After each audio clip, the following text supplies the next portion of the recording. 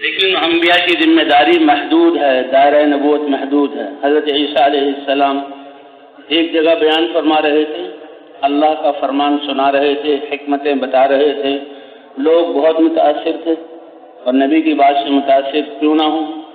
ایک شخص کھڑا ہوا اور عرض کیا کہ آپ اگر ہمارے قبیلے اور علاقے میں بھی آ جائیں اور وہاں ان نصیحتوں کو کریں۔ فرمایا تم سمجھ گئے کہ یہ اجنبی ہے، کہاں سے ہو، کون سے قبیلے سے؟ کہ فلاں۔ کہ بھائی مجھے تو بنی اسرائیل کا رسول اور نبی بنا کر بھیجا گیا ہے۔ لیکن حضرت محمد صلی اللہ علیہ وسلم جو تشریف لائے تو آپ نے پہلے دن سے اعلان کیا اور اللہ نے آپ پر آیت اتاری، وما ارسلناک الا کافۃ للناس بشیرا ونذیرا، کہ سارے انسانوں کے لیے ہم نے بشیر اور نذیر بنا کر بھیجا۔ تبارک الذی نزل الفرقان علی عبدہ لیکون للعالمین نذیرا۔ تو آپ کی جو ذمہ داری ہے اللہ کا پیغام قیامت تک آنے والی انسانیت کو پہنچانا، یہی ذمہ داری آپ کی ختم نبوت کی وجہ سے اللہ نے آپ کی امت کی طرف منتقل کی۔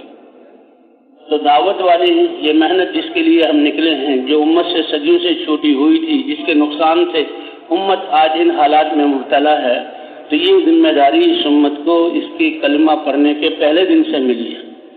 لا الہ الا اللہ محمد الرسول اللہ کا پڑھنا، جیسے اللہ کے احکام فرض ہو گئے، یہ اللہ سے ایک وعدہ ہے، معاہدہ ہے، اور محمد الرسول اللہ حضور صلی اللہ علیہ وسلم کی رسالت پر یقین، آپ کی لائی ہوئی زندگی میں کامیابی کا یقین، اسی طرح یہ بھی کہ آپ کی ختم نبوت کی وجہ سے آپ کا دین پہنچانا، یہ بھی میرے ذمہ ہے۔ قل هذه سبیلی ادعو الی اللہ علی بصیرۃ انا ومن اتبعنی وسبحان اللہ وما انا من المشرکین۔ اے پیارے نبی، آپ کہہ دیجیے کہ میں سید المرسلین، اللہ کا حبیب، میرا راستہ کیا ہے کہ مسلسل اللہ کی طرف بصیرت اور یقین کے ساتھ میں بلا رہا ہوں۔ یہی راستہ ہے جس سے منزل تک پہنچوں گا، اور جس نے بھی کلمہ طیبہ لا الہ الا اللہ پڑھ کر میرا اتباع کیا ہے، یہ اس کا بھی راستہ ہے۔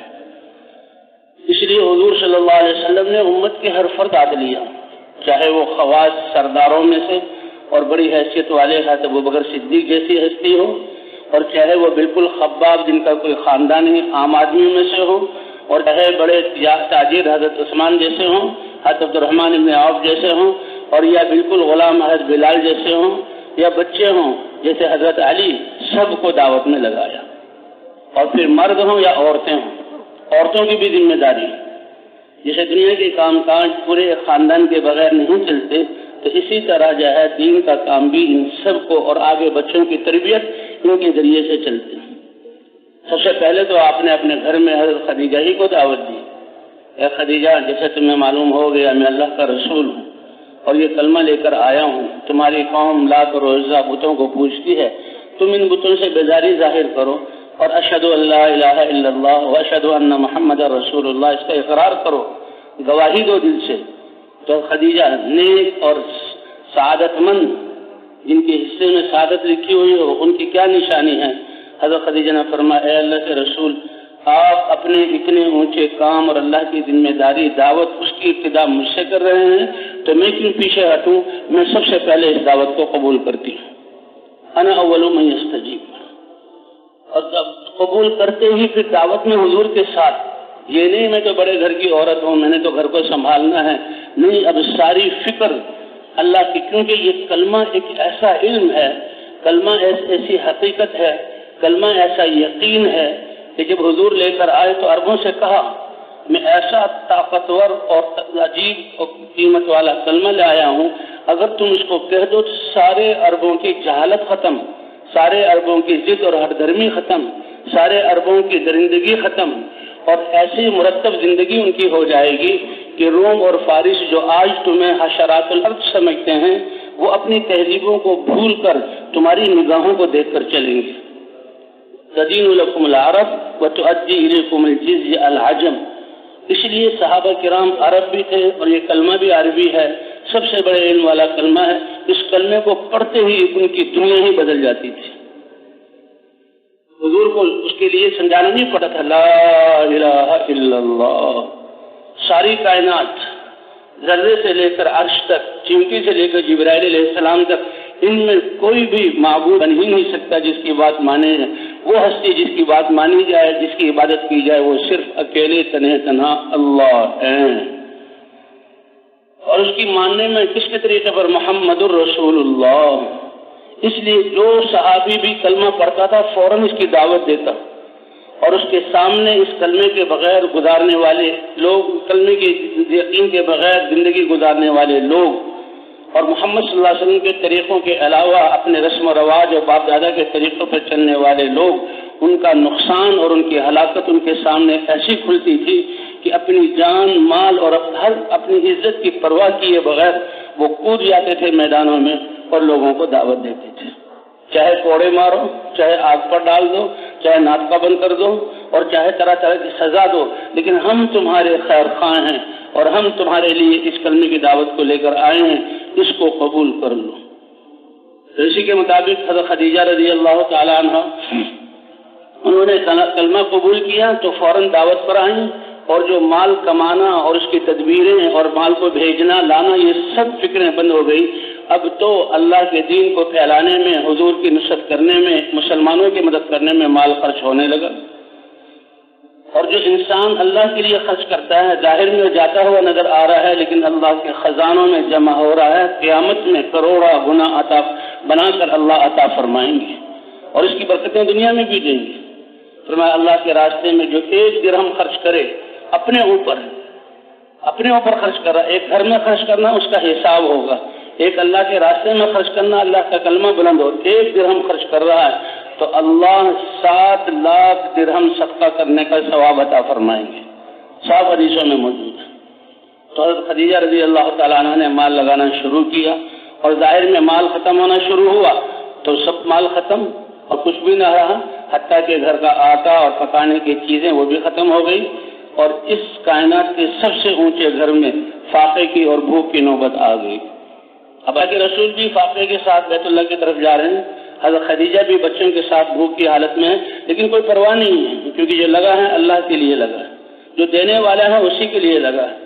اس لیے خرچ کرنے میں یقین کہ اس میں ناکامی نہیں، چاہے بھوک آئے، چاہے پیاس لگے، چاہے گرمی لگے، چاہے سردی لگے، چاہے لوگ کچھ بھی کہیں، لیکن اس چیز نے اللہ کی نظروں میں بڑھا دیا۔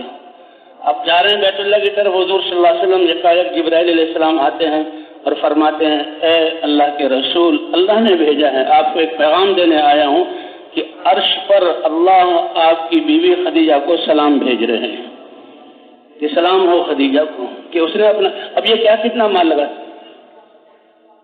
دنیا والوں کی سلامی کے لیے انسان کروڑوں خرچ کرتا ہے، اور حضرت خدیجہ نے کیا خرچ کیا؟ کوئی وہ بہت زیادہ ارب پتی نہیں تھی، مالدار تھی، لیکن لگایا تو اللہ کیسے قدردان ہے، اللہ کا سلام آیا۔ اسی طرح حضرت ابوبکر صدیق، اے ابو بکر تم نے سارا مال اللہ کے لیے لگایا، اور یہ مدینے میں حضرت ابوبکر صدیق، حضرت خدیجہ کو تو مکے میں اور ابتدائی حالت میں یہ سلام آیا۔ حضرت ابوبکر صدیق رضی اللہ تعالیٰ عنہ وہ تو اپنے گھر کا سارا سامان لے آئے، اب گھر والوں کا ذہن بھی ایسے بنایا ہوا تھا، ایک ہی دفعہ گھر کو خالی نہیں کیا، بار بار خالی کیا۔ حضرت اسماء رضی اللہ تعالیٰ عنہ کہتی ہیں، میرے والد حضور صلی اللہ علیہ وسلم کے ساتھ تھے، اور تجارت کی فکر بند ہو گئی اور باقی ذمہ داری ختم، اب تو کلمے کی دعوت دینا، غلاموں پر خرچ کرنا، آزاد کرنا، اور حضور ہجرت کے لیے جانے لگے تو 40,000 درہم تھے، ہر درہم 300 روپے کی قیمت کا، آج اب اس کو ضرب لگا لیا جائے، سارے پیسے لے کر حضور کے ساتھ چلے کہ اللہ کے رسول پر خرچ کرنا ہے، کب ضرورت پیش آ جائے۔ اسما بھی چھوٹی ہی تھی، تو کہتی ہیں کہ دادا ان کو پتہ لگا کہ ابو بکر تو میری پوتیوں کو، بچی ہی ہیں، ان کو چھوڑ کر چلے گئے، اور ان کو احساس ہوا کہ درہم دنانیر مال بھی لے گئے، تو انہوں نے شور مچانا شروع کیا، اے بیٹیوں، معلوم ہوتا ہے تمہارا باپ محمد صلی اللہ علیہ وسلم کے پیچھے، ابھی تک وہ مسلمان نہیں ہوئے، ایسے لگے ہیں کہ مال بھی لے گئے، اب یہ بچی ہیں، اب اس دادا کو سنبھالنا اور اس شور سے بچانا، ایمان والی ہیں، تربیت ایسی ہوئی ہے، دادا جان آپ فکر نہ کریں، ہمارے ابا ہمارے لیے بہت کچھ چھوڑ کر گئے ہیں، اور وہ بہت کچھ کیا ہے؟ اللہ کی رحمت، ہاں اللہ کا انعام۔ وہ سمجھتے تھے کہ حقیقی چیز کیا ہے، مال کی کیا حیثیت ہے، لیکن اس بوڑھے میاں کو مطمئن کرنے کے لیے، اور تھے بھی وہ نابینا، کہہ رہی وہ تاخچہ جس میں میرے ابا دراہم دنانیر رکھتے تھے اور وہ اس صورت میں ٹھیکریوں کی شکل میں، پتھروں کی کنکریوں کی شکل میں ہوتے تھے، تو میں نے راستے سے کنکریاں جمع کی، اس تاخچے میں رکھ دی اور اوپر موٹا کپڑا بچھا دیا اور دادا جان کو لے کر ان کا ہاتھ اوپر کیا اور موٹے کے کپڑے سے انہوں نے جو ہاتھ جو ہے اس پر چلایا تو لڑکے ان کے ہاتھ، وہ سمجھے کہ یہ دراہم دنانیر ہیں، وہ تو مطمئن ہو گئے۔ کہتی ہیں کہ نہیں، اللہ کی قسم ایک درہم بھی گھر میں موجود نہیں تھا، لیکن پریشان ہونے کی ضرورت کیا ہے، وہ اللہ کو چھوڑ کے گئے۔ تو اس وقت بھی مال خرچ کیا اور غزوہ تبوک کے موقع پر بھی سب کچھ لے کر آ گئے۔ حضرت عمر اور حضرت ابوبکر صدیق دونوں میں مقابلہ، لیکن اللہ جس کو چاہے فضیلت دے۔ حضرت عمر چاہتے تھے کسی میدان میں کبھی حضور کے سامنے، کبھی یہ بھی حضور فرمائے کہ آج عمر آگے بڑھ گیا ہے، جب بھی دیکھو ابوبکر آگے۔ تو تبوک کے موقع پر جو حضور صلی اللہ علیہ وسلم نے صحابہ سے کہا لاؤ اپنے گھروں سے جی ہاں مال اللہ کے راستے میں خرچ کرنے کے لیے، تو حضرت ابوبکر ایک چھوٹی سی پوٹلی لے کر آئے۔ حضرت عمر رضی اللہ تعالیٰ نے گھر کا سارا ساز و سامان اکٹھا کیا، بہت زیادہ تھا، کہنے لگے بس آدھا اللہ کے راستے میں اور آدھا گھر کے لیے۔ تو جو آدھا جمع کیا وہ بہت بڑا ایک گٹھڑ بن گیا، سر پہ اٹھا کے لائے۔ کہتے ہیں جب نکلے تو ابوبکر کو دیکھا چھوٹی سی پوٹلی ہاتھ میں اٹھائے جا رہے ہیں اور خوش ہوئے اور کہنے لگے آج عمر ابوبکر سے بڑھ جائے گا۔ لیکن جو ہی حضور صلی اللہ علیہ وسلم کی خدمت میں حاضر ہوئے، حضور صلی اللہ علیہ وسلم تو جانتے تھے کہ میرا ابوبکر کون ہے۔ تو حضور نے پوچھا اے ابوبکر گھر میں کیا چھوڑ کر آئے ہو؟ یہ نہیں کہا کتنا لائے، ہم سے دیکھتے ہیں کتنا لایا ہے اور کتنا چھوڑ کر آئے ہو، ہم کسی سے پوچھ نہیں سکتے، یہ اللہ کے رسول تھے۔ اے ابوبکر گھر میں کتنا چھوڑ کر آئے ہو؟ تو فرمایا اللہ کا نام اور اللہ کے رسول کے نام کی برکت چھوڑ کر آیا ہوں، باقی سب کچھ لے آیا۔ حضرت عمر جب پیچھے آ رہے تھے سمجھ گئے اے ابوبکر یہ سعادت اللہ نے تمہیں دی ہے، عمر تم سے آگے نہیں بڑھ سکتا۔ اے عمر تم کتنا لے کر آئے ہو؟ اے اللہ کے رسول بہت زیادہ بنا، آدھا لے آیا ہوں آدھا چھوڑ آیا۔ فرمایا تمہارے جنت میں اور اللہ کے قرب کے درجات میں وہی فرق ہے جیسے تمہارے کلمات میں فرق ہے۔ اور اسی موقع پر کپڑا تاٹ کا پہنا ہوا جبرائیل علیہ السلام آئے اور کہا اللہ آپ کے ساتھی ابوبکر صدیق کو سلام کہہ رہے ہیں، اور اللہ پوچھ رہے ہیں ابوبکر سب کچھ لگانے کے بعد کیا اپنے رب سے اس حال میں راضی ہو؟ حضور صلی اللہ علیہ وسلم نے فرمایا تو حضرت ابوبکر خوشی کے مارے رو پڑے اور 3 دفعہ کہا کہ میں اپنے رب سے راضی ہوں۔ تب اللہ تعالیٰ نے انسان کی قیمت اس کے دین اور اس کی تربیت کی وجہ سے، اب تربیت کرنا اس امت کے ذمے تو ہر فرد کے ذمے، ساری انسانیت کے لیے سوچنا اور پھر اللہ کے دین پر چلنا، کامیابی کے اسباب کو اکٹھا کرنا، اس کے لیے اللہ نے کسی انسان کو بھی جسم سے باہر کسی چیز کا محتاج نہیں بنایا، چاہے دنیا میں ڈھنگ کے پہننے کے کپڑے نہ ہوں اور پاؤں میں پہننے کے کوئی لیکرے نہ ہوں اور چھپر کا اس کے اوپر سایہ بھی نہ ہو اور جہاں جیب میں کوئی ٹھیکرے جہاں روپے پیسے کے نہ ہو، تو پھر بھی یہ ایمان، اس کو اللہ نے کلمہ اور اس کے آزاد اتنی بڑی دولت دی ہے کہ یہ اپنے دل کے یقین کے صحیح ہونے اور جسم کے استعمال سے آسمانوں سے فرشتوں کو اتروا سکتا ہے، اور اس کے لیے اللہ کی مدد اتر سکتی ہے۔ ہاں یہ مدد اللہ کی جہاں اسباب پر نہیں اترے گی۔ صحابہ کرام فرماتے ہیں کہ ہم جب میدانوں میں دعوت کے لیے اترتے تھے تو جتنا دودھ اونٹنی کا دودھ دوہنے والا جب اونٹنی دودھ چڑھا لے تو وہ برتن ایک طرف رکھ کر اس کے تھن کو سہلاتا ہے، چند منٹ لگتے ہیں، اتنی منٹ ہم دعوت دینے، جزیہ مانگنے اور پھر جنگ میں کرتے تھے کہ دشمن کے قدم اکھڑ جاتے اور وہ شکست کھانا شروع ہو جاتا۔ فوا کا ناقتن کی اتنی دیر میں دشمن جہاں، تو ایک دفعہ صحابہ اگر اس میں کوئی دیر لگے تو فوراً اپنے نفوس کی طرف رجوع کرتے تھے، بھئی کیا ہوا، اللہ کی مدد کیوں نہیں اتر رہی؟ تعداد کی ذاتی کی ضرورت نہیں، ہتھیاروں کی ضرورت نہیں، ہم تو کم، اللہ کی مدد۔ تو کچھ صحابہ نے کہا کہ دیکھو حضور صلی اللہ علیہ وسلم نے فرمایا ہے کہ کچھ صحابہ میں سے بھی، میرے صحابہ میں کچھ ایسے لوگ ہیں کہ ان کی حالت دیکھو تو غبار آلود جسم، پراگندہ بال، اور ایسے کہ اچھے لوگ اپنی مجلسوں میں آنے سے دل میں گھبرائیں کہ یہ ہماری مجلس میں کیسے بیٹھے گا، بلکہ بعض جگہ تو دروازہ بند کر کے باہر ہی روک دیا جائے، لیکن اللہ کے ہاں ان کی اتنی قیمت ہے کہ آسمان کی طرف منہ کر کے اللہ کو پکار کر قسم دے دیں اے اللہ یہ کر دے، تو اللہ ان کی قسم کو پورا کرنے کے لیے اپنی قدرت سے وہ کام کر دے جو کائنات نہیں کر سکتی. انسان کی قیمت تو اس کے ساتھ. اور پھر صحابی نے کہا ومنہم البراء، اور دیکھو ان لوگوں میں سے حضرت برا ہیں. یہ وہ صحابی ہیں جو حضور فرما رہے ہیں کہ بہت سے پراگندہ حال والے، پراگندہ بال والے، غبار آلود جسم والے، مجلسوں سے دور کیے جانے والے، روکے جانے والے، اللہ کے ہاں ان کی وہ قیمت ہے کہ اللہ کو قسم کھا کر کہہ دے اے اللہ کر دے، تو اللہ ان کی قسم کی لاج رکھے وہ کر دیں گے. بھائی تلاش کرو برا کو تلاش کیا تو وہ نظر آئے. کوئی اپنے آپ کو کوئی کسی پوزیشن میں اور کسی اچھے لباس میں کسی حیث میں تھے ہی نہیں، اللہ کی یاد میں لگے ہوئے. اے برا، مسلمانوں کو فتح نہیں ہو رہی اور تم دعا کرو، اللہ سے کہو، قسم کھاؤ، اللہ سے کہو حد برا میدان میں آئے. اچھا تم کہتے ہو تو کیا کہا؟ اے اللہ اس میدان میں مسلمانوں کو فتح عطا فرما اور برا کو اپنے راستے کی شہادت عطا فرما. کیا مانگا اپنے لیے. اے اللہ مسلمانوں کو اس میدان میں فتح عطا فرما اور برا کو شہادت عطا فرما. صحابہ کہتے ہیں کچھ دیر نہیں گزری کہ کافروں کے قدم اکھڑے اور جب ہم مال غنیمت اور فتح کی خوشی منا رہے ہیں تو دیکھا برا شہادت کا جام نوش کر چکے ہیں، اللہ کے پاس پہنچ چکے ہیں.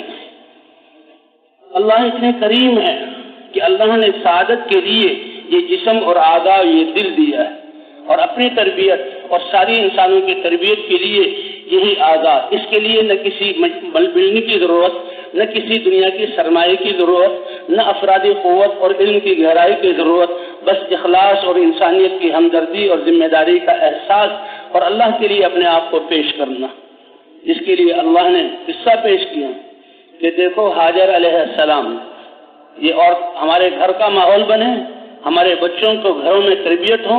مسلمان گھر میں پیدا ہونے والا بچہ اس کی پیدائش کے دن سے لے کر وہ بھی دن اس کا بے قیمت نہیں ہے، اس دن سے لے کر اور اس کے ہوش میں بالغ ہونے تک یہ سارا اس کا تربیت کا زمانہ ہے. اس کے اعتبار سے پتہ نہیں ہم بچوں کو کب جو کہتے ہیں کہ جس کی پڑھائی کا زمانہ ہوگا. وہ بچہ تو پیدا ہوتے ہی اذان کے کلمات کہلوائے جاتے ہیں اور ماں باپ کو حکم ہے کہ فطرت اسلام کے مطابق اس کی تربیت کرو. ماں کو حکم ہے کہ پاکیزگی کے ساتھ اس کو دودھ پلاؤ، اور جب بولے تو کلمہ سکھاؤ، اور جب بولے تو جی ہاں کلمہ سکھاؤ، اللہ والا یقین سکھاؤ اور دعائیں سکھاؤ کہ بچپن کا سکھایا ہوا ایسا ہے جیسے پتھر پر کوئی نقش کیا ہوا کتبہ لکھائی ہوتی ہے کہ صدیوں بیت جائیں، بارشیں اور ہوائیں اور موسم اس کو بدل نہیں سکتے. تو بچہ ایمان والا بچہ تو بہت ماں کی گود سے سیکھتا ہے. تو حاجر علیہ السلام اللہ تعالیٰ نے ابراہیم علیہ السلام سے امتحانات لیے، آگ میں ڈالے جانے لگا جیسے صبح عرض کیا تھا، تو بالکل اپنے آپ کو تیار کیا. اور جب اللہ نے حکم دیا ابراہیم 90 سال کی عمر میں اس جوان بیوی سے اتنا خوبصورت تمہیں ملا، تمہارا دل اس کی طرف مائل ہے، چلو جاؤ اپنے وطن سے ہزاروں میل دور اور ایسی وادی میں جہاں تربیت کے کوئی اسباب نہیں، وہاں میرے حکم پر چھوڑ کر آ جاؤ. یہ تو اللہ کے خلیل تھے اور انبیاء یہی سمجھاتے ہیں کہ او بھائی اللہ کا حکم ماننے میں کامیابی ہے، چاہے تمہیں ظاہر سے کچھ بھی نظر آئے. ابراہیم علیہ السلام نے لیا، اپنے ساتھ سواری پہ بٹھایا، راتوں کو اترتے تھے اور بات چیت ہوتی تھی. جب ایک پہاڑوں کے بیچ میں ایک وادی میں پہنچے اور ایک ٹیلا تھا اور حضرت حاجر نے دیکھا کہ پیچھے دشت آئے بیابان اور پھر پہاڑ آئے سنگلاخ اور پھر ایسی وادی جو بالکل گھاس کا نام و نشان نہیں، اور ایک ٹیلے پر پڑاؤ ڈالا.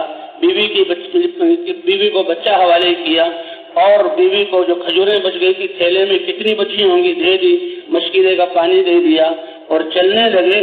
تو اب حاجر کھٹکے کہ یہ کیا ہو رہا ہے.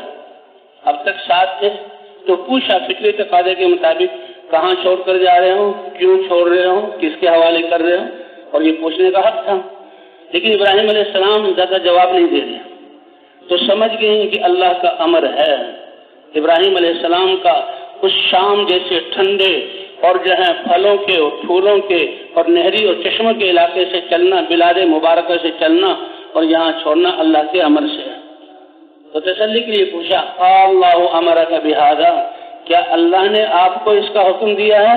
تو سر سے بھی اشارہ کیا اور زبان سے بھی کہا نعم، ہاں اے بیوی اور یہ میرا یہ بچہ اللہ نے حکم دیا ہے، بس اس عورت کے قدم رکے اور یہ ایمان والے کلمات کہے اذن لا یضیعن اللہ، تو جائیے ہمیں چھوڑ کر، پھر ہمارا رب ہمیں ضائع نہیں کرے گا۔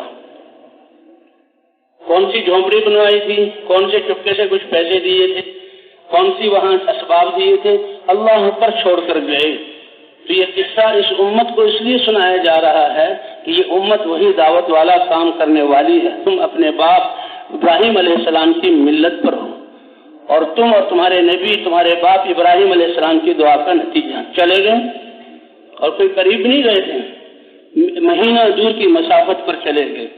اب 12 سال اس بچے کی تربیت کی، انہی کی قربانی پر اللہ نے آب زمزم انسانیت کو دیا۔ وہ قصہ آپ جانتے ہیں کہ کیسے اللہ نے آب زمزم ماء زمزم لما شرب لہ، اور اب جب 12 سال ہو گئے، بیوی نے آب زمزم کے ذریعے اور جو کچھ بھی تھا بچے کو پالا، کیسی تربیت کی۔ تو یہ اسی لیے سنایا جا رہا ہے کہ اللہ ہمیں اپنے گھر والوں کو اس ایمان اور دین کی محنت میں اس سطح پر لانے کی توفیق عطا فرمائے جس سے ہمارے گھروں میں بچوں کی دین اور تقوی اور دین کی ذمہ داری کی بنیاد پر ہم اپنے بچوں کی تربیت کریں۔ کہ پالنے والا ہمیں کون ہے؟ اللہ ہے۔ اب 12 سال کے بعد اللہ کا ایک اور امر آیا، اللہ نے خواب دکھلایا کہ 3 دن مسلسل خواب، یہ چھری ہاتھ میں ہے، بچے کی گردن کاٹ رہے ہیں اور کٹ رہی ہے، بچے کو ذبح کر رہے ہیں۔ اور نبی کا خواب یہ کوئی خیالات نہیں ہوتے، یہ کوئی وساوس نہیں ہوتے، یہ وحی ہوتی۔ سمجھ گئے، 3 دفعہ آیا وحی، چلے شام سے مہینے کی مسافت سب طے کی، چھری تیز کر کے ساتھ لے لی، وہاں کہاں چھری ملے گی، اور بیوی سے ملاقات ہوئی اور بات چیت کے بعد کہ میرے اس بچے کو تیار کرو، اپنے دوست سے ملانے جانا ہے۔ ماں نے جس طرح اس وقت کا مناسب حال تیار کیا، یہ بچے کو لے کر چلے، لمبا قصہ ہے۔ جب اس جگہ پہنچے جہاں ذبح کرنا تھا، بچے کو سامنے کھڑا کیا اور بچے سے کہا اے پیارے بیٹے، میں تیرا باپ اللہ کا نبی، میرے اللہ نے مجھے حکم دیا وحی کے ذریعے، خواب میں دکھایا کہ تمہیں ذبح کر رہا ہوں، بتاؤ اللہ کے اس امر کو میں کیسے پورا کروں۔ قربان جائیں اس ماں پر کہ جس نے بچے کی تربیت ایسی کی تھی۔ اب یہ باپ کے ساتھ یہ پتہ نہیں پہلی یا دوسری یا تیسری بات ہے، اور بات کیسی ہے کہ تمہاری گردن پر چھری پھیرنی ہے، لیکن بچے کی تربیت کیسی کی؟ بچے نے بھی خوشی میں اچھل کر کہا او پیارے ابا جان، اللہ کا حکم میری گردن کاٹنے کا، آپ جلدی کیجیے، دیر کیوں کر رہے ہیں؟ اپنے اس ننھے سے بچے کو اللہ کے امر کے سامنے جان دینے والا، صبر کرنے والا پائیں گے۔ یہ ہے تربیت۔ کوئی حاجر علیہ السلام نے کہا تھا کہ کوئی مدرسہ تو ہو، کوئی پڑھانے والا تو ہو، کوئی کھانے پینے کے بچے کے لیے اسباب تو ہو، نہیں، سب سے بڑا سرمایہ ایمان اور اللہ کی ذات پر یقین اور اللہ پالنے والے ہیں۔ پھر اللہ فرماتے ہیں اے بندے، تیرے گمان کے ساتھ میرا گمان کے مطابق میرا معاملہ ہوگا، کتنا آسان کیا ہے، بس تم اپنے دل کے یقین اور میرے ساتھ گمان کو ٹھیک کر لو، میں سارے معاملہ ٹھیک کر لوں گا۔ انا عند ظن عبدی بی، میں اپنے بندے کے گمان کے مطابق ہوں، اور یہ گمان انسان کا اپنا عمل ہے، اور یہ دل کا یقین ہے، یہ ایمان کا نتیجہ ہے۔ تو کیسی اس بیوی نے تربیت کی، کوئی شکوائش کا یا ابت افعل ما تؤمر ستجدنی انشاءاللہ من الصابرین۔ اب باپ نے جو پوچھا تھا فانظر ماذا ترى، بتاؤ تمہاری کیا رائے ہے، یہ نہیں تھا کہ بچہ انکار کرے گا تو اللہ سے کہہ دوں گا بچہ منکر ہے۔ فرمایا بچہ سعادت مند ہوا اور ماں نے صحیح تربیت کی تو اپنے آپ کو پیش کر دے گا، اگر پیش نہ کیا تو یہ بچہ ہے اور میں اللہ کا نبی ہوں، اللہ کو دکھانا ہے اے اللہ تیرے حکم پر جیسے اپنے آپ کو آگ میں ڈالا اور اپنے خاندان کو اس جگہ چھوڑا تو بیٹے کی گردن بھی تن سے میں نے جدا کر دی۔ روایت میں آتا ہے کہ ابا جان آپ اپنی آنکھوں میں پٹی باندھیں، میری آنکھوں پر بھی پٹی باندھیں، میرا منہ زمین کی طرف کر دیں، کیونکہ جو تکلیف ہوگی پتہ ہے چھری پڑنے سے گلا کٹے گا اور میں تڑپوں گا، تو کہیں ایسا نہ ہو آنکھیں کھلی ہوئی ہوں، باپ اور بیٹے کی آنکھیں مل جائیں اور ہاتھ رک جائیں، میں یہ نہیں چاہتا۔ میرا چہرہ زمین کی طرف کریں اور اپنے چہرے پر پٹی باندھ لیں۔ پہلے تو چھری نے کاٹا ہی نہیں، پٹی بنی ہوئی ہے، اور چھری کو پتھر پر مارا وہ ٹوٹا، اور پھر دیکھا چھری چل پڑی، خون کی فواریں ہاتھ پر لگی، گردن الگ ہوئی، مطمئن ہو گیا اللہ کا امر پورا ہوا۔ لیکن جب پٹی کھولی اے ابراہیم تم امتحان میں پاس ہو گئے اور تمہارے بیٹے کی قربانی کے بدلے میں جنت سے مینڈھا ہم نے تمہاری چھری کے نیچے لا کر ذبح کروا دیا۔ اور امت کے لیے قربانی والی عید، یہ مسلمانوں کے تہوار ایک رمضان کی روزے کی ادائیگی کی خوشی میں کہ اللہ کا کتنا قرب نصیب ہو گیا۔ اللہ فرماتے ہیں روزے کا بدلہ میری رضا ہے اور روزے کے بدلے میں تمہیں جنت دی، تو مسلمان خوشی مناتا ہے اور ایک قربانی کر کے خوشی مناتا ہے۔ مسلمان کی خوشی خواہشات کو پورا کرنے میں نہیں ہے۔ مسلمان کی عیدیں اور تہوار غیروں کے تہواروں کی طرح نہیں ہے۔ اور اللہ نے کسی کہتے ہیں جو بکرا قربان کرنا ہے اس کو پالو، کافی عرصے سے اپنے پاس رکھو اور اس کو کھلاؤ پلاؤ، اور انسان ان سے ہے، اور یہ بکری اور یہ بیل ایسا جانور ہے اس سے محبت ہو جاتی ہے، تو تم یہ جس سے محبت ہے اس کو اللہ کے نام پر بقرعید کی دن نماز پڑھ کے آؤ، چھری پھیر دو، تو اللہ اس بکرے کے جسم پر جتنے بال ہیں اتنے گناہ تمہارے معاف فرما دیں گے۔ اور اس خون بہانے سے بڑا عمل کوئی نہیں ہے۔ ان اللہ لا ينظر الى صورکم ولا الى اموالکم ولکن ينظر الى قلوبکم، اللہ تمہارے مالوں کو تمہاری شکلوں کو نہیں دیکھتے، دل میں کس جذبے سے قربانی دی ہے اللہ اس کو دیکھتے ہیں۔ تو اللہ نے یہ سنت دے دی اس امت کو۔ تو حاجر علیہ السلام کی تربیت تو سنانے کا مقصد یہی ہے کہ گھر میں پیسے زیادہ ہوں، کھانے پینے کی چیزیں زیادہ ہوں اور اسباب زیادہ ہوں، اس سے اچھی تربیت ہوگی، یہ ہماری خام خیالی اور غلط سوچ ہے۔ وہ تو میاں اور بیوی کے دل میں اللہ کی ذات پر یقین اور اللہ کے احکام میں کامیابی کا یقین اور اس محنت میں اللہ کی مدد کا وعدے کا یقین، یہ سب یہی کافی ہے اللہ کی مدد اترنے اور بچوں کی تربیت کے لیے۔ بہرحال ہم کمزور ہیں، اللہ نے بہت نعمتیں دی ہیں، تو بھی جیسے ہم اللہ کے راستے میں نکل کر ہم مرد ترقی کر رہے ہیں اور وقت پہ وقت لگا رہے ہیں، ایمان بڑھ رہا ہے، قرآن میں آگے بڑھ رہے ہیں، تو اپنے گھروں کے ماحولوں کو بنائیں، یہ ضروری ہے۔ بچوں کی تربیت کی ذمہ داری ماں باپ پر ہے، اور ذمہ داری جو ہے بچے کے دنیا میں آتے ہی ظاہری طور پر شروع ہو جاتی ہے۔ تو گھر والوں کا ایسا ذہن بنانا کہ وہ بھی سمجھیں کہ ہم حضور صلی اللہ علیہ وسلم کی امت کا فرد ہیں اور دین کے پھیلانے کی ذمہ داری ہماری ہے۔ اس کے لیے صحابیات کے قصے، ازواج مطہرات کے قصے اور مدینے کی عورتوں کے قصے کہ کیسے وہ اپنے آپ کو دین کے لیے سمجھتی تھی۔ وفود جب آتے تھے تو مردوں کو مسجدوں میں ٹھہرایا جاتا، مسجدوں کا ماحول ایسے کہ چند دنوں میں اعمال کو دیکھ کر وہ ساری زندگی سیکھ جاتے تھے۔ حضور نے اللہ کے رسول کاکی کس طرح وضو کر کے دکھایا، اے عثمان حضور کیسے وضو کرتے وضو کر کے بتایا، اے علی حضور نے کیسے وضو کیا وضو کر کے بتلایا۔ آمنے سامنے عورتوں کو گھروں میں ٹھہرایا جاتا تھا، تو یہ نہیں کہ ان کو بسترے اچھے ملتے تھے، کھانا اچھا ملتا تھا، اس طرح سے نہیں، بھوک اور پیاس کی حالت میں۔ اور یہ عورتیں ایسا دین سکھاتی تھی کہ یہ جو عورتیں جو ایمان لائی ہیں اور دیہاتوں سے آئی ہیں، دوسرے قبائل سے آئی ہیں، چند دنوں میں گھروں میں عورتوں والا دین اور ذمہ داری سیکھ کے جاتی تھی، اور مرد مسجد میں ٹھہر کر مردوں سے سیکھ کے جاتے تھے۔ اللہ ہمارے ماحولوں کو بھی ایسا بنا دے۔ تو بھئی یہ ماحولوں کو بدلنا صرف بات کی حد تک نہیں ہے کہ بات ہم بہت اچھی کرتے ہیں، یہ تھوڑے سے اعمال، یہ تو زندگی کو بدلنا ہے اور یہ ماحول بنانا ہے۔ ہمارے گھروں کا ماحول ایسا ہو، ہمارے بازاروں کا ماحول ایسا، اپنے معاشرے کو بدلنا ہے، اپنی تجارت میں سچائی امانت داری لانی ہے، اپنے معاملات میں انسانیت کی ہمدردی۔ ایک صحابی ہیں، انہوں نے اپنے غلام سے کہا کہ بھئی میرا یہ اونٹ بیچ دینا، دیکھو اچھی قیمت میں بیچنا، اور انہوں نے وہ اونٹ بیچ دیا۔ بیچ کر جو ہے کہا میرے آقا آنے والے ہیں اور وہ قیمت لیں گے۔ ہاں بھئی بیچا کہ جی بیچا نہیں، بلکہ خریدنے کے لیے کہا تھا۔ انہوں نے کہا بھئی کوئی اونٹ مجھے خرید کے لے دو، اچھی سواری ہے، گھوڑا خرید، وہ بازار میں گئے اور سودا کیا۔ اب یہ پہنچے، ہاں بھی خرید لیا کہ جی ہاں یہ گھوڑا ہے، یہ اونٹ ہے، یہ خریدا ہے۔ اور کتنے کا خریدا؟ کہ 200 درہم کا خریدا ہے۔ اب یہ صحابی کہنے لگے یہ تو دیہات کا آدمی ہے، اب ظاہری طور پر تو 200 کا بیچا ہے، لے لیں، اس میں کوئی قباحت نہیں۔ کہنے لگے نہیں، اس کا اونٹ یہ گھوڑا تو یہ 200 سے زیادہ کا ہے۔ اب یہ خریدنے والے کیا کہہ رہے ہیں؟ بھائی تم نے 200 کا بیچا ہے کہ جی ہاں، اچھا 300 کا بیچو گے میرے ہاتھ پر؟ وہ حیران ہوا کہ خریدنے والا کہ 300 کا کہ جی ہاں، نہیں بھائی 300 یہ تو بہت تھوڑا ہے، 400 کا بیچو گے؟ 400 سے لے کر 800 درہم تک آئے اور 800 درہم اس کے حوالے کر کے پھر وہ گھوڑا اپنے گھر لے کر آئے.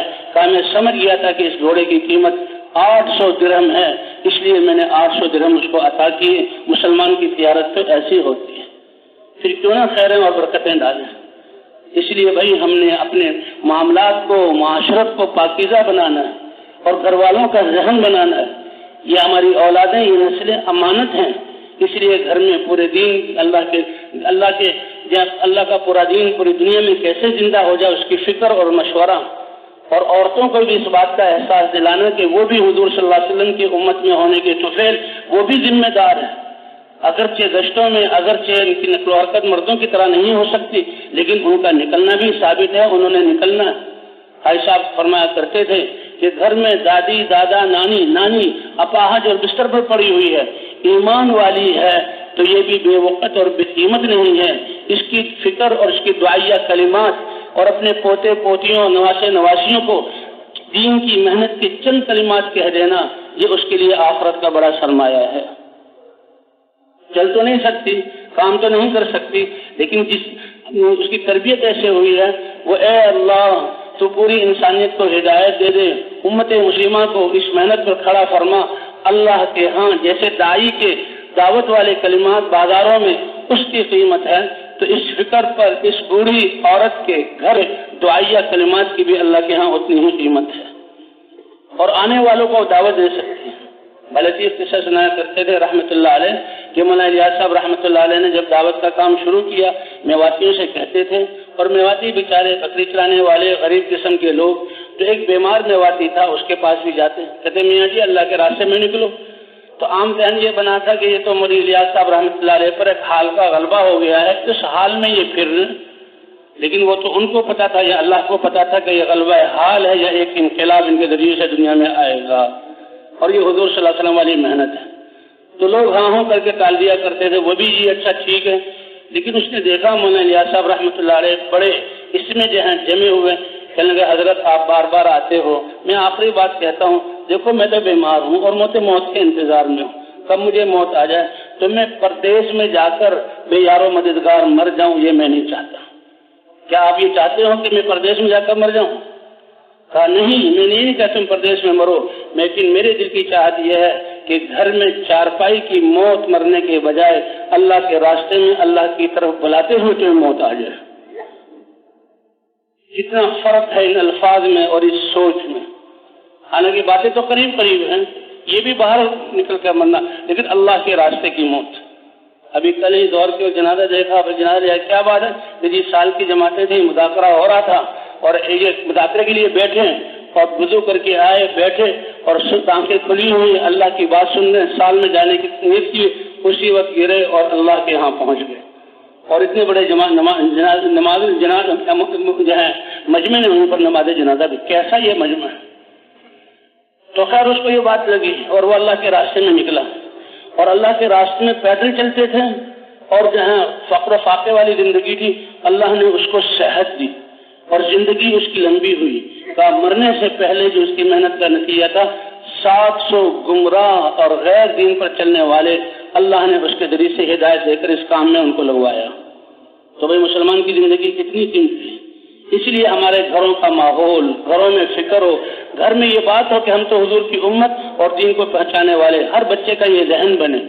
گھر میں یہ تعلیم اور تعلیم کے ساتھ 6 نمبروں کا مذاکرہ، اور گھر میں نمازوں کی پابندی، اور گھر کی زندگی کو اللہ کے حکم اور رسول کے طریقے کے مطابق بنانا، گھروں میں تہجد کا ماحول، اور آنے والوں سے جو بھی آئے، یہ ہمارا الحمدللہ ہماری جو اجتماعی زندگی اور ملنے ملانے کا جو یہ بھی بہت بڑی اللہ کی نعمت ہے.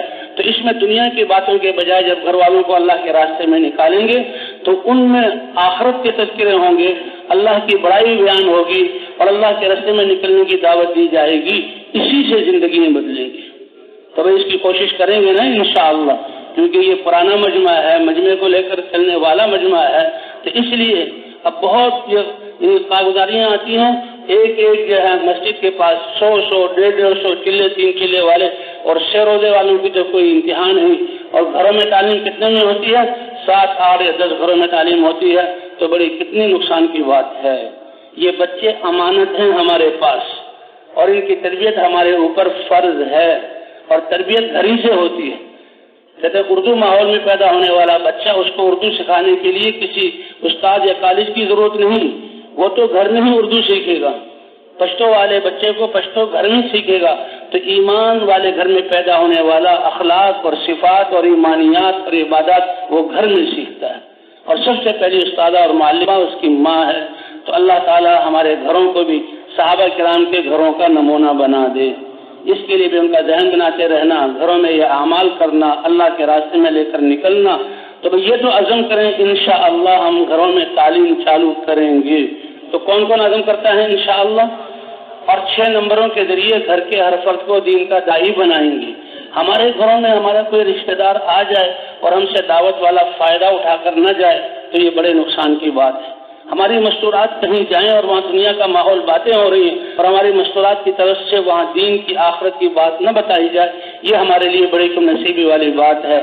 اللہ جیسے عزم کیا ہے اس پر چلنے کی اور امت کو لانے کی توفیق عطا فرمائے، اس کے لیے بھائی دعاؤں کی اور فکر کی ضرورت ہے۔